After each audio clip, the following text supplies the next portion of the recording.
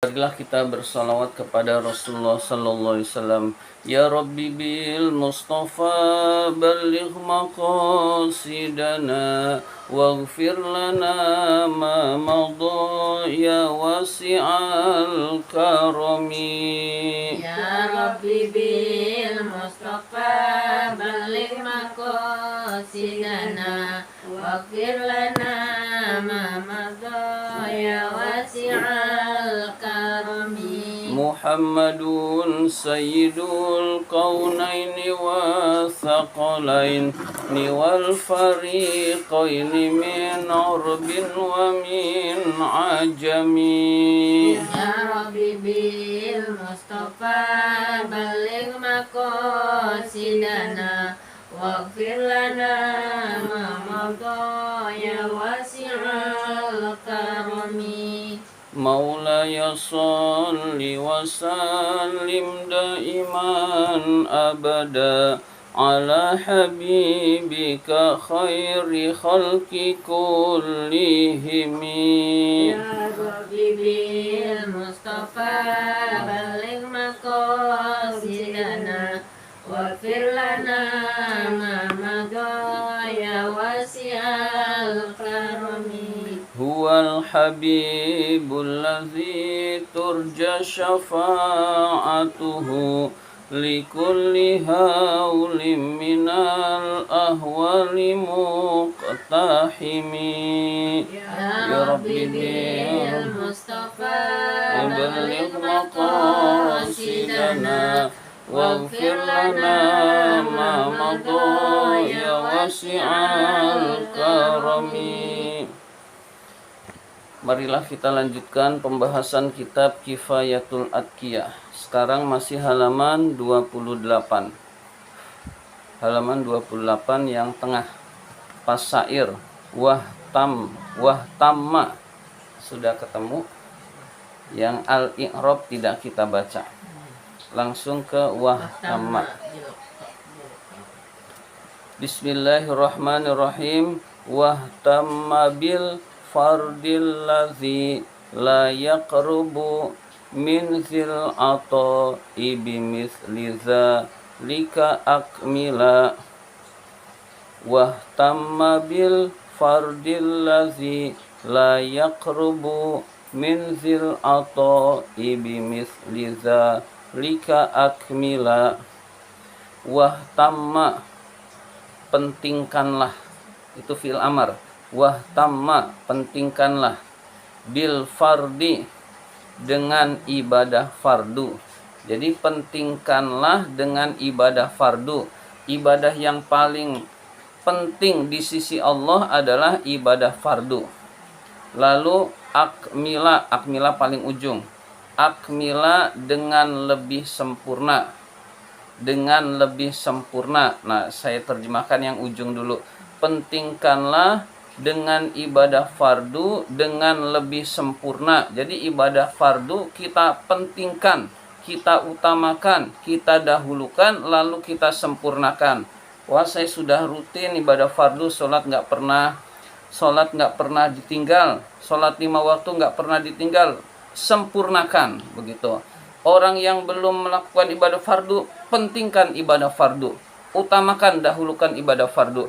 Orang yang ibadah fardunya sudah beres, sempurnakan ibadah fardunya. Pasti ada kekurangan-kekurangan yang perlu diperbaiki. Jadi pentingkan dengan sempurna ibadah fardu, bil fardi, dengan ibadah fardu. Allazi, yang la yaqrubu, tidak bisa dekat.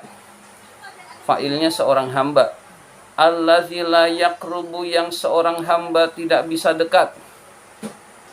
Jadi ibadah fardu yang seorang hamba itu tidak bisa dekat kepada siapa? Min zil ato, kepada pemilik pemberian. Pemilik pemberian Allah. Jadi zil ato, pemilik pemberian. Jadi Allah itu maha pemberi. Pemilik pemberian sesungguhnya adalah Allah. Karena segala sesuatu itu adalah milik Allah. Ada orang memberi. Nah, harta yang dimiliki milik Allah. Ada orang pemurah, memberi santunan. harta yang dia gunakan untuk santunan milik Allah. Maka pemilik pemberian yang sesungguhnya adalah Allah Subhanahu wa taala. Tujuan di sini Allah diganti dengan zil ato, tujuannya adalah kita itu menyembah Allah biasanya ingin mengharap pemberian-pemberian Allah. Nah, maka digunakanlah Allah dengan kata zil ato, yaitu pemilik pemberian. Orang itu jika dekat dengan Allah pasti akan diberi oleh Allah Subhanahu wa taala. Maka dekatkan diri kepada Allah pertama dengan mementingkan ibadah fardu. Bimisli zalika, dengan semisal hal itu. Bimisli zalika, dengan semisal hal itu. Hal itu adalah kefarduan. Diganti kefarduan itu dengan ibadah sunnah, maka tidak bisa mengimbangi ibadah fardu. Sholat subuh 2 rakaat, lalu dia saya nggak sholat subuh, ganti aja dengan tahajud 2 rakaat, sama-sama 2 rakaat, nggak mengimbangi. Tahajudnya 4 rakaat, tidak mengimbangi. Tahajudnya semalam suntuk tapi nggak sholat subuh, tetap tidak bisa mengimbangi ibadah fardu, yaitu sholat 5 waktu, yaitu sholat subuh. Ada orang kewajiban bayar zakat, dia wajib bayar zakat. Wah, saya nggak mau bayar zakat, saya maunya sedekah aja kepada fakir miskin, kepada anak yatim. Tidak diniatkan zakat, maka dia tetap berdosa, tidak bayar zakat. Maka dia tetap ibadah-ibadah sunnahnya tidak mengimbangi ibadah fardu yang dia tinggalkan itu. Ya, jadi kurang lebih bentuknya demikian. Ya, jadi puasa, ada puasa Ramadan. Saya hari ini lagi malas puasa Ramadan, padahal dia di bulan Ramadan dan dia berkewajiban. Nanti aja dah 1 hari saya kodok nanti setelah ba'da Syawal. Dia niat begitu, itu dosa. Lalu dia melakukannya, itu dosa besar. Lalu diganti, jangankan 1 hari, diganti dengan beberapa hari pun tidak sebanding dengan 1 hari Ramadan yang ia tinggalkan. Dia puasa ba'da Syawal sekian hari, tetap keutamaannya itu tidak bisa mengimbangi ibadah fardu. Jadi ibadah fardu itu sangat penting. Ada seorang ngaku waliullah tapi fardunya berantakan, ya jangan ditiru. Dia bukan waliullah, wali setan. Jadi kalau ada orang ngaku wali kemudian enggak sholat 5 waktu, jangan dipercaya. Ada orang ngaku waliullah, Ramadan enggak puasa, jangan dipercaya. Jadi itu standar-standar minimal yang harus dilakukan, yaitu ibadah fardunya beres. Jadi ibadah fardu berlaku buat siapa saja. Jadi kalau ada orang yang ngaku dia dekat dengan Allah, fardunya kok berantakan, jangan ditiru. Nah, kurang lebih seperti itu. Jadi ibadah sunnah tidak pernah bisa mengimbangi ibadah fardu meskipun serupa. Sholat fardu diganti dengan sholat sunnah, tidak bisa mengimbangi, tidak terbayarkan, tapi tetap wajib qada, keutamaannya itu sudah hilang. Bismillahirrahmanirrahim. Lama tatkala kana amrul faraidi, urusan ibadah fardu, asyadda itu lebih sangat, wal ihtimamu dan memperhatikan, biha dengan ibadah fardu, akidu itu lebih muakkad, lebih dipentingkan, minal muhafazati daripada memelihara, ala sunani ibadah-ibadah sunnah, wal adabi dan adab-adab, bihi wal adabi dan adab-adab. Tatkala urusan ibadah fardu itu lebih penting dan mementingkan ibadah fardu itu lebih muakkad dibandingkan dengan memelihara ibadah-ibadah sunnah, maka jawabnya adalah nabbahan nazimu.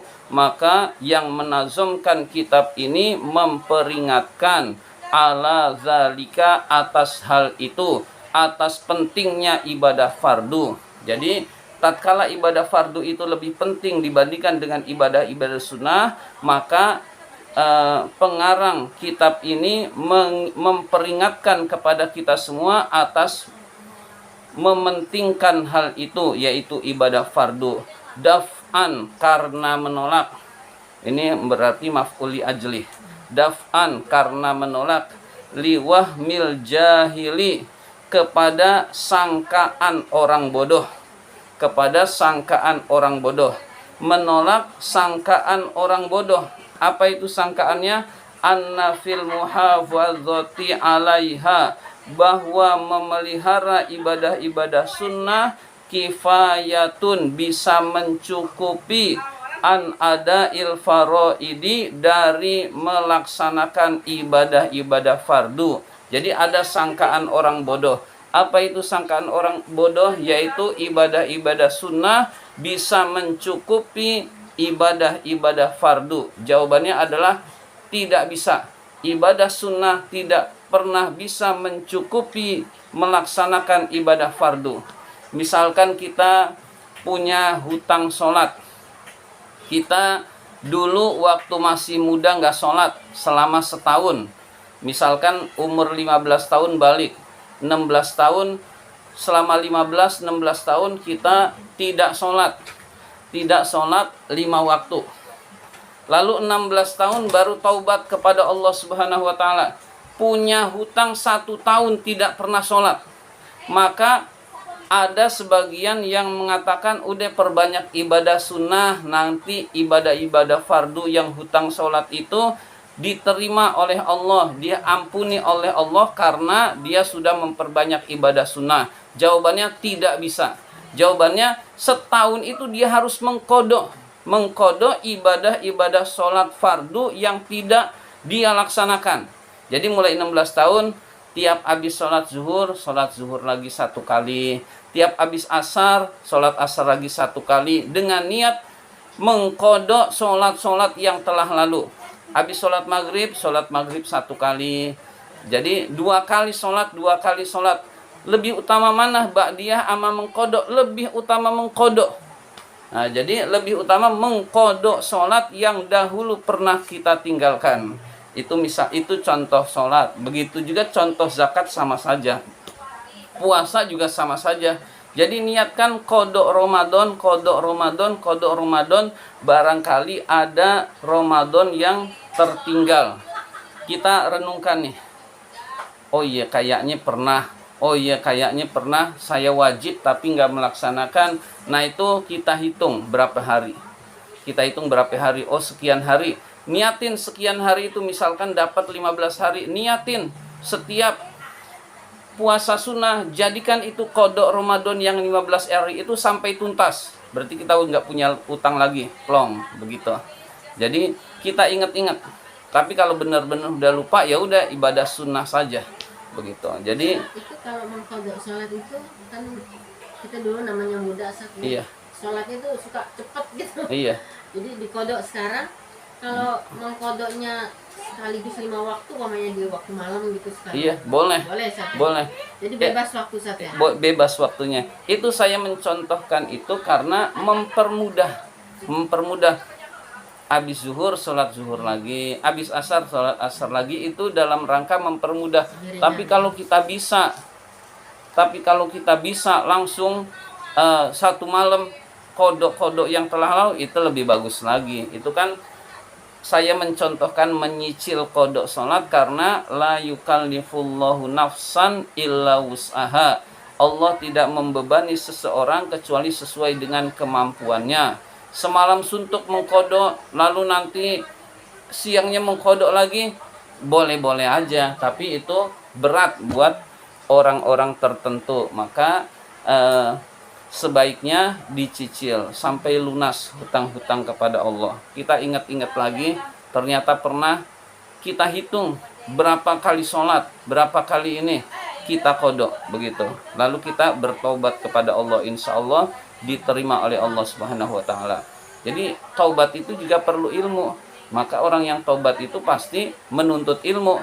Karena cara taubat yang salah, dia menganggap taubatnya udah diterima oleh Allah lantaran dia sudah kembali ke jalan Allah padahal yang dahulu perlu dikodok. Nah itu berarti dia kurang di dalam taubatnya, masih lebih bagus daripada yang sudah masih tetap bergelimang maksiat.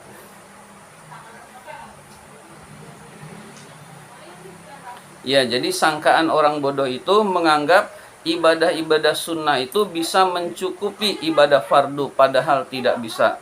Faqala, maka berkata, maka An-Nazim yang menazumkan kitab ini berkata, wahtamma bil fardil ladzi ila akhirih.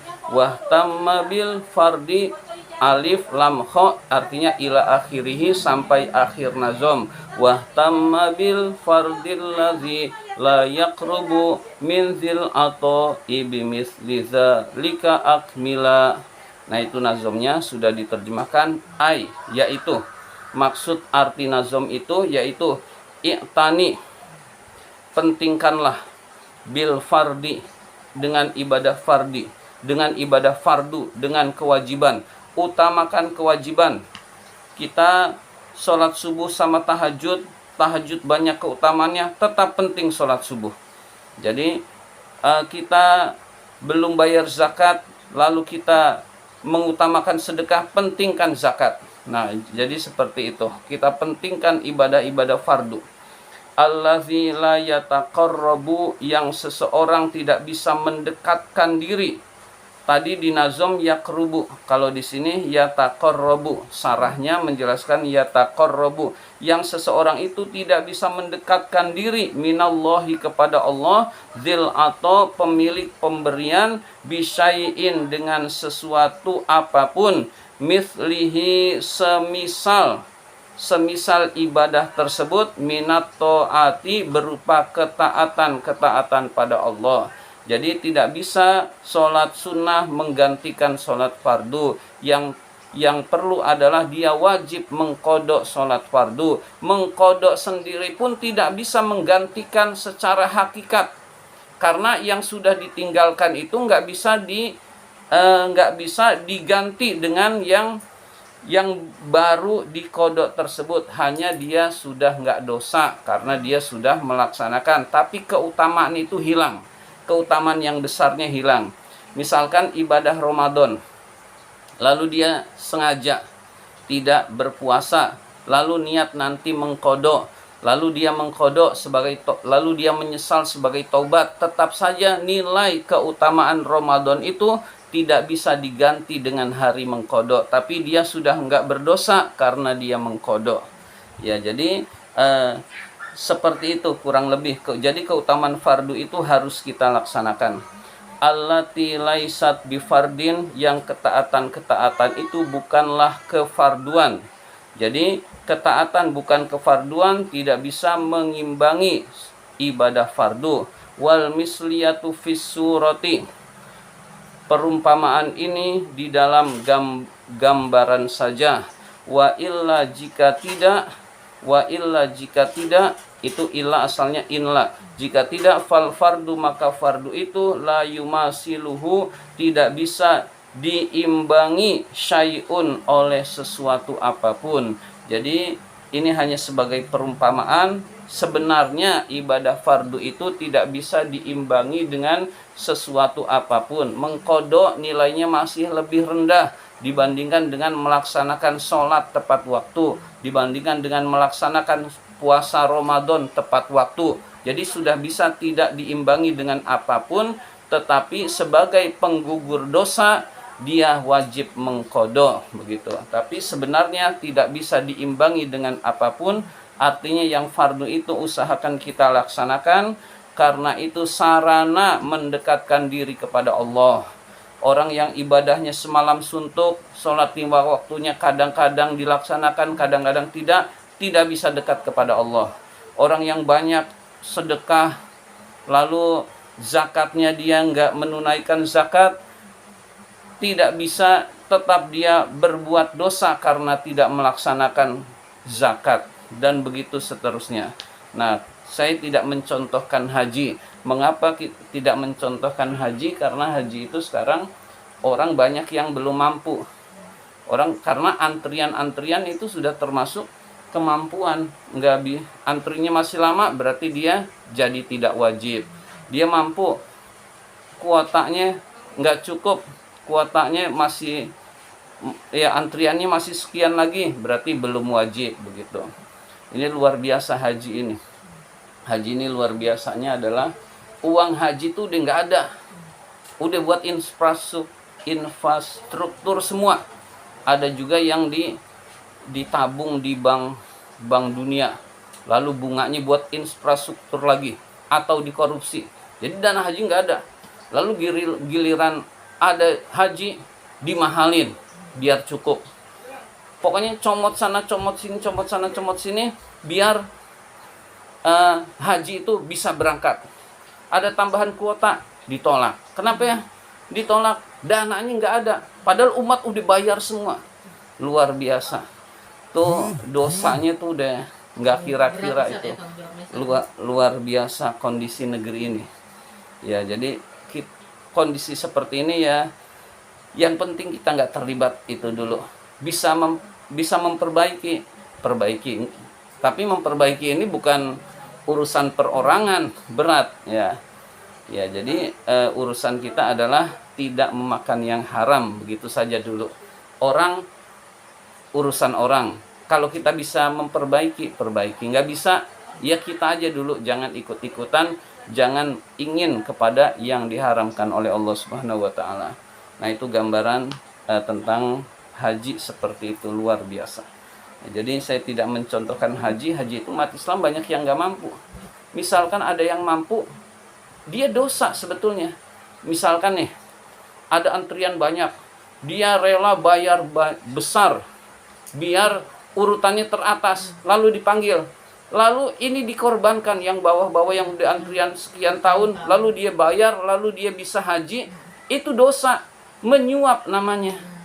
Jadi itu kali. Yang yang bayar banyak lalu bisa berangkat itu kan dosa. Menyelak antrian buat ibadah pakai dosa, menyelak antrian. Ya udah pas. Iya, udah nggak diterima oleh Allah Subhanahu wa Ta'ala. Itu gambarannya. Jadi haji ya umumnya banyak yang nggak mampu. Ya, kurang lebih demikian berat kondisi sekarang. Mari kita tutup dengan hamdalah. Alhamdulillahirabbil alamin.